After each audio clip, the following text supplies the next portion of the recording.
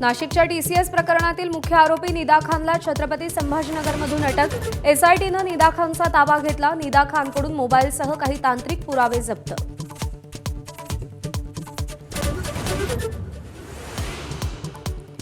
निदा खान फरार होण्यामागे एमआयएमचा हात, मंत्री संजय शिरसाटांचा गंभीर आरोप। मुख्यमंत्र्यांना भेटून शिरसाट एसआयटी चौकशीची मागणी करणार।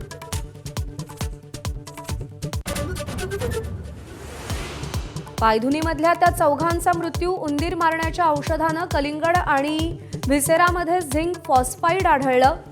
मात्र कलिंगडात झिंक फॉस्फाईड गेलं कसं याचं गूढ कायम।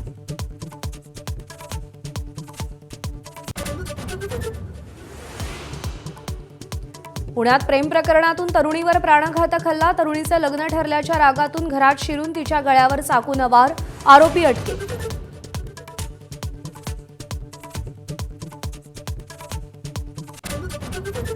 पश्चिम बंगालमध्ये आज भाजपच्या विधिमंडळ पक्षाची बैठक। सुवेंदू अधिकारींचं नाव आघाडीवर, अमित शाह पर्यवेक्षक। आज सत्ता स्थापनेचा दावा आणि उद्या नव्या सरकारचा शपथविधी।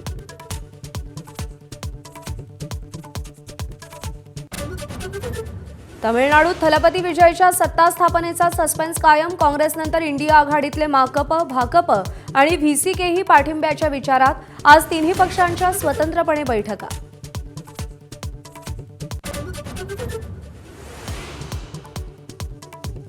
काँग्रेसचे केरळमधले मुख्यमंत्री आज निश्चित होणार। पर्यवेक्षकांचा रिपोर्ट हायकमांडला देणार। केसी वेणुगोपाल मुख्यमंत्री पदाच्या शर्यतीत आघाडीवर।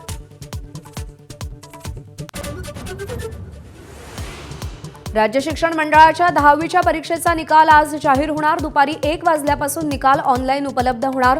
16,15,000 विद्यार्थ्यांनी परीक्षा दिली आहे।